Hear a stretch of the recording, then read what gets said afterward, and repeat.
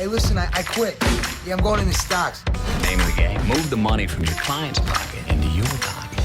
But if you can make your client's money at the same time, it's advantageous to everyone, correct?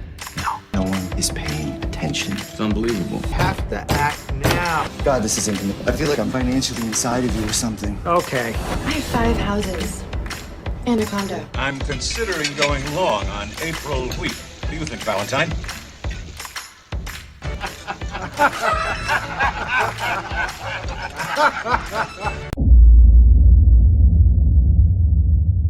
Okay, hello people, welcome back to the channel. Okay, so in my last video we spoke about cable and the best way to trade it. So if you guys who are Forex traders, we focus primarily on Forex traders because cable is a Forex pair. I gave you some really good direction on the best way to approach trading all Forex currencies, not just cable. But we're using cable as an example because as a professional, cable was that go-to asset for me when I was in the FX dealing space. Right, so we're going to focus on that. Last video I pointed out something, so I looked at a model. So I looked at the liquidity model. What do I mean by the liquidity model? So what I mean is that generally, and I've spoken about this so much for guys who've followed me for a long time in when I spoke about order flow, and what I always would say to traders is that there are going to be points where if you're looking at the order book, you'll be able to see like a stack of orders, right? And that's usually what we would refer to as stops, or stops placed within the book. So usually in these areas you're going to find a lot of liquidity, right? And if you are a trader that wants to go long, you need to be able to find people that you can buy from, right? So in other words, people who are willing to sell to you. Now, if you have any sense of understanding in terms of human society, you know that people will not willingly give you things that are of value, right? So that means that you got to force them to do it. So because traders have different, what we call in the business, forcing points, right? So that's where their capital can't go to. Most traders, or rather I should say their capital can't stretch to. Most traders are going to be forced into putting hard stops in place, right? So what do I mean? I mean that if you buy an asset, you're going to have a sell stop loss to get out of that asset if the price goes to a certain area, because you just don't have enough money. This is a lot more common in the Forex market because it's a highly leveraged market, and a lot of people would max out that leverage, which means they've got a small area within which they can accept that they're wrong, right, before they got to get out of the trade, right? So this is important. So that means that anyone who was selling this market, for example here, right, so let me actually make this really big, you know, because historically people have said to me, look, we're on mobiles, so we can't see anything when the screen is too small. Right, so I'm going to make it really big, right? Big enough, of course, that you can see more or less all aspects of the screen, right? But you should be able to see what's going on here. Right, so you can see up here that, okay, there were some sellers here, right? And the market's pushing lower, right? So above here, they're going to be, naturally, the people who are short, they're going to have their stops here. I'm going to assume, of course, these are the smartest guys who've been in early. They know what they're doing. They're going to have their stops here. So there's a lot of big money stops here. And what kind of stops are going to sit here? They're going to be buy stops. So if the market is going to access any kind of liquidity, it needs to go to those buy stops, because those buy stops that are sitting here are going to be where people are most likely to sell to people who want to buy, right? If they're buy stops here and I wanted to buy something, that's where I'm going to go, right? That's the best place to go, where I'm going to find an abundance of liquidity, for example, because people who are short here, they're going to have their buy stops here, right? So that's where they're going to be forced to get out of their position, right? So those short trades would need to be covered if prices were to trade roughly about 27.73. So this is an area of interest. Now, it's not an exact science, guys. I don't want anyone thinking that their stops are going to sit directly over here. It's not an exact science, and I'm going to show you guys proof. I'm going to explain this to you so that you can ultimately understand this fully by looking at a historical example, right? But for now, we're going to focus on the future. So we got buy stops here, and at the bottom here we're going to have the reverse of that, right? We're going to have sell stops here, and that's going to force anyone in a long position to want to sell at that price. Okay, so that's the stop loss side. But what about the people who are going to put buy stops, who are looking for the market to go through here, so they get confirmation and then they go long at that price? So they're also, for example, we're going to have the buy stops in here being executed into trades to go long, right? So in addition to the stop losses, and then at the bottom here we're going to have the same, we break structure, there's going to be a lot of sell stops here. So it stands to reason that whilst there's going to be a lot of liquidity across all price ranges, but there's going to be the most liquidity at the extremes, right? And we talk about this in market profile, right? So guys who followed me on my market profile videos, if you haven't seen them, check them out on the channel. You will know that we talk a lot about excess, right? And where liquidity is, value highs and value lows. So it's no different when you're looking at a candlestick chart. And I've decided to do a lot of my videos on candlestick charts. It's not because I don't want to continue showing you stuff on market profile. It's just that I've got a ton of videos on that, but people get very, very confused when they see a TPO chart. Right? It's almost like I don't know what's going on. So I'm going to take that TPO chart and put it into a candlestick and speak in the terms, so you don't have to stop trading with your candlesticks, but you can also see, you can digest some of the market profile concepts into the candlesticks, right? That's what I'm trying to do. So we know that the most liquidity is going to stay here, and it's going to stay here, and then we're just going to have a bit of a churn. So this is generally what we call fair market prices, right? So this is all this mid-range, all the stuff that's going on here is going to be fair value. Now, of course, market prices are going to trade from value high to value low, so they're going to trade within fair value, but eventually they're going to go to outliers or extremes where there's going to be liquidity. Okay. Now, I'm sure some of you get this and are in total agreement, and I'm sure some of you are probably thinking about where they argue, where you've seen this before, and all kinds of other things. Right, so just going to go back here briefly, and let's look at the past couple of, actually, I'm not going to go too far back. Let me just make it as recent as possible. So let's look at the past recent days. What's happened? So when I did my previous video, and you can link to it as well, I'll leave a link in the description, but when I did the previous video covering cable, right, because I was talking to people a lot about intraday trading, right, because I know a lot of people do day trade. Now, you don't have to day trade, but if you are going to day trade, you should use these concepts, and if you're not using them, you got a problem. So in this video, we're going to discuss this, and we're going to talk as well about another model that we can apply to this to be able to make our analysis a little bit more sound, or at least our decision making process a little bit more sound. Right, so when we were having a conversation in the last video, what did I say? I said, well, liquidity is down here, liquidity is up here. You only want to get involved when we're down here. I said I don't necessarily trust the market trading into what would just be where the sellers have just been very strong, so they've forced the market lower by executing on stop losses, and this is just where there's just additional big money flow. And if you look at the volume associated with that, it wasn't really high, right? It was just flow. And again, it depends on how you understand the market, right? But I will tell you for a fact that some algorithm has the ability to bid these prices lower, right? It doesn't really rely on the order flow at the extreme. It just really relies on the algorithm making the decision to quote you a lower price. So if you think about this, it's the same when you go into a shop, right? We're accustomed in the Western world to go into a shop and you see prices labeled, right? So we have the understanding that, well, if the shop labels the food at a specific price, that's what you pay, right? So we understand that the shop is responsible for making the market, but we don't ask, how the hell does the shop determine the prices I'm going to pay? Right? We just want to pop you off. Right, so based on the prices that the shop puts up, I'm going to spend a certain amount of money to acquire a certain amount of those products at those prices.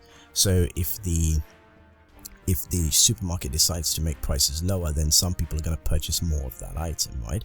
So it's not because there was any demand the price has created the demand. Now, of course, if you go to the traditional school of economics, which governs most of finance, they're going to tell you, well, people demand stuff, and then the sellers recognize that demand and they raise the price to capture the excess demand. Well, to a degree, it could work that way, but it's bullshit. In other words, right, what really is going on is price is the advertising mechanism, and this is the reason why a lot of people lose money in the market so much, and they can't understand why. Is because they think that price is not the advertising mechanism. Price essentially is what you're really looking at, and that's what you're really buying. But in actual fact, it's an advertising mechanism to get you to spend money. So when we see these kind of moves, what's happening is price is advertising this market lower by bidding it lower, and then that's going to influence demand depending on how low it goes. So the other problem we have generally is that we don't have very good value perception, so we don't know what's low enough. So this is why we're going to do it this way, so you then start to understand what's low enough. So at this point, if we go back historically, we can see that 126.12, or the 126 handle, as sometimes you might hear it referred to, is where the lowest price was before the algorithm decided to offer prices a little bit higher. So bids and offers, right? That's why we talk about bids and offers, right? It's because the price has been offered at at higher and higher prices, and that's happening because the algorithm decides it's going to happen. It's got nothing to do with you. It's not got nothing to do with anybody. In fact, it's just whoever designed this algorithm designed it or programmed it to behave in this way, right? And it will do this for eternity. So what's happened is that this pricing mechanism, right, is what we used to call it in the old days, it's a price mechanism. So this price mechanism has decided to offer the prices higher from this level. So that tells you that there's something interesting about this level, but also it tells you that whoever took that price, that advertisement, whoever decided that it was their time to buy, right, is going to put a stop loss at 126 handle, right? Maybe they are a long-term trader, maybe they have other ideas, but the biggest and most interesting stops for liquidity are going to sit just under the 126 handle. It could be 30 ticks under the handle, it could be 20 ticks under the handle, it could be, or pips if you like to call it that. It could be anything like that. It doesn't matter, right? The reality of it is that underneath the 126 handle, we're going to have a lot of liquidity. So now that we know that, fast forward, that's our opportunity. So as you can see, if we go back, and that was the point of the last videos, if we go back to the 2nd of January, start of the year, we started to trade just below the 126.12 liquidity handle, right? So once we started to go down there, that pretty much was a cue that we're already trading excessively low value, right? So that is what we're looking for now, is a rebound off that. So now comes the other part of the model, right? So the other part of the model is we are looking for time, right? Now, of course, if you're able to stay up 24 hours a day, that's fantastic, because if you're staying 24 hours a day, then what that essentially means is that you could pretty much, you could just pretty much stay up for 24 hours a day, right? And if you're staying up for 24 hours a day, sorry, I was just checking something on my screens, right? But yeah, so if you're up for 24 hours a day, then you can pretty much trade whatever you want, right? So if you're a machine or an algorithm, you could take advantage of, say, a trade that was occurring at 10 o'clock at night, but 10 o'clock at night, I'd rather spend time with my family, or, do something else. I don't want to be watching the market 10 o'clock at night. And I appreciate, right, some people would want to do that, but I certainly wouldn't want to do that. But anyway, yeah, so I wouldn't necessarily want to do that. So anyway, back to my point, timing is a crucial element of when we get involved. Now, if you're looking at this chart, it's a 1 hour chart, you can see that at 3 p.m. UK time, which is the Chicago Open, and 7 o'clock, which was a Fed announcement, we were seeing a lot of trading volume.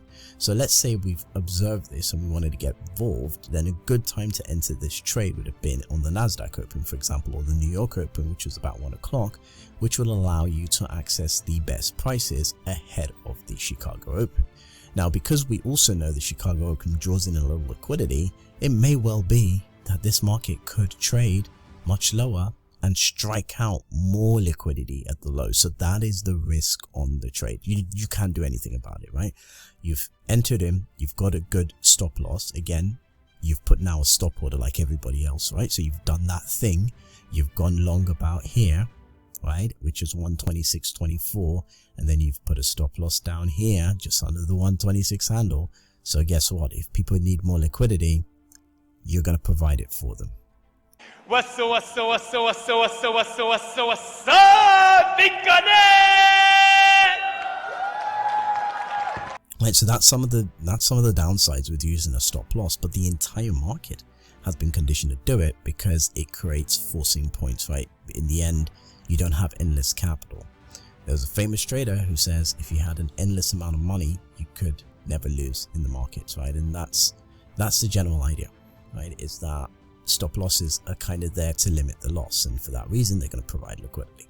So it's not against you, it's nothing against you, it's just you put the order in the market. I hear people might say, oh, they're after me, they're taking my liquidity, they're, well, yeah, it's nice clickbait. I do that sometimes, right? I love to put that in my videos and it makes more people watch them, but in the end it's not against you. They just need liquidity, and you are that liquidity. Now, if you don't want to be liquidity, then don't put a stop loss order in. And if you don't put a stop loss order in, what does that mean? It means you have a lot of money to expose yourself to this kind of a position, right? And if you can do that, then you don't need a lot to be successful. If you have 20 million and you're opening a standard lot position, it's what it is, right? You're going to be able to hold that trade more or less indefinitely, even if it's going against you. So just little things that we need to bear in mind. But in any case, let's look at the reality of it. So timing is crucial. So for me, 3 o'clock, all of the center opens are going to give you opportunities to enter into a trade ahead of a big move, for example. And that's what happened on this day. And then we kind of stalled into where we saw this order flow, and then we pulled back. Now, my synopsis at that point normally is, you don't want to trade if the market is pulling back from here. Yeah, it went down, there's an opportunity there, hell no, but you don't want to trade from there. Again, you don't want to trade here, for example, if the market is a little bit overextended. You just don't want to do it. But rest assured, by the next day, right, see that? Or let's arguably say, yeah, by the next day, which I believe was Friday, the 5th of January, look what happened, right? Into a major session, New York Open, we hit that liquidity low, right? And once we did that, we rebounded. Now, if you were able to enter this maybe on a smaller time frame, you would have been able to take advantage of the trades under the 126 handle. So it would have meant that the moment we traded here, you would have entered a long position, and then you would have caught the whole thing. Okay, let's be realistic. That never happens. So you saw this thing pulling back aggressively. Probably it was ticking like this. You can see it going down and hitting and going up and hitting. Now you could go on the fly dynamically, execute at 26.30, right? Because you're confident that you've taken out a bit of liquidity here. This thing's going to hold. Or you could wait for the close and get in at 26.50, much bigger stop. What are you looking to get to? First stop above the liquidity high, 27.30. We know there's something here. But more so, this is a great liquidity area. We've got 3 steps. 1, 2, 3. If the market trades here, it's going to struggle, right? Now, if you're viewing this on a market profile chart, what are you going to see? You're going to see like a P-shaped profile, or something close to it anyway, because you've got all this build up here, and that's naturally going to present some resistance for sure. And that's because we can clearly see that there's liquidity highs here. Now, what happens at about Nasdaq Open, Chicago Open, 3 p.m. What do we get? Sellers jump in, we trade the liquidity high, and then we start to trade lower. So where should this take us? Now, reasonably speaking, I would say this has the potential to take us down to the lows, which is the 126 handle again. Now, let's be realistic, guys. What kind of volume is trading on the top side? Now, if we expand this out, it's the highest volume we've seen, right? So that additional tick volume here is very heavy, which says that this is going to weigh down on this market, right? Now, not to say we can't go trade up there. Of course we can. There's more liquidity there. We just spoke about that, right? Above the 2770 handle. There's liquidity there. However, the downside is appealing. So if, let's say you're considering it, if you're in a trade now, what should you do? I'm no stranger to scary situations. I deal with them all the time. Now, if you just stick with me, Morty, we're gonna be... Holy crap, Morty, run! Morty, run! I've never seen that thing before in my life, Morty! I don't know what the hell it is! Break even, right? Because not only are you holding into a major session open, and we haven't seen any sort of activity in the European session, which tells you that there's something big coming in the US session, right? There's no liquidity. So again, you can hold and break even, which means you're sacrificing most of the trade in order to catch that additional alpha, or you can take some money off and then sit on the rest and then break even, right? So now we're talking about managing the trade, and that's for another video. Again, if we go lower, fantastic.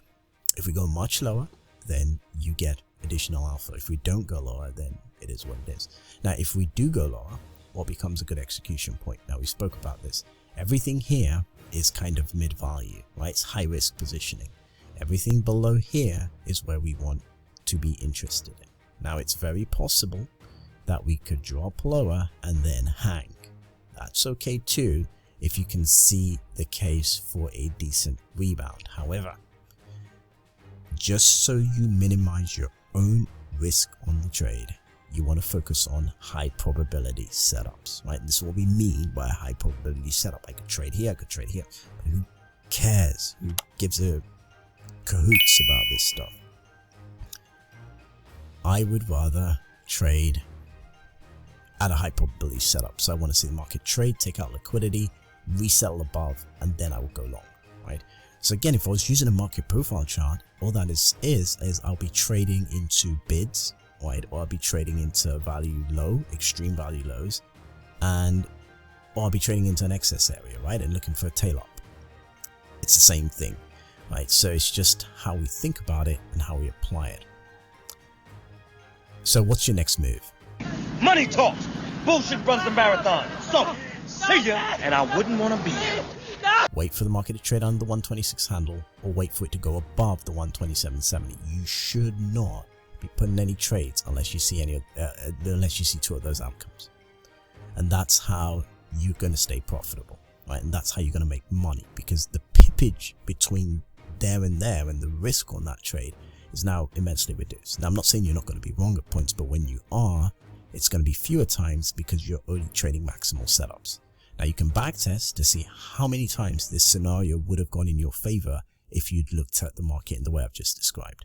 Till my next video, guys. Adios. Hey, listen, I quit. Yeah, I'm going into stocks. Name of the game. Move the money from your client's pocket into your pocket. But if you can make your clients money at the same time, it's advantageous to everyone, correct? No. No one is paying attention. It's unbelievable. Have to act now. God, this is intimate. I feel like I'm financially inside of you or something. Okay. I have 5 houses and a condo. I'm considering going long on April wheat. What do you think, Valentine?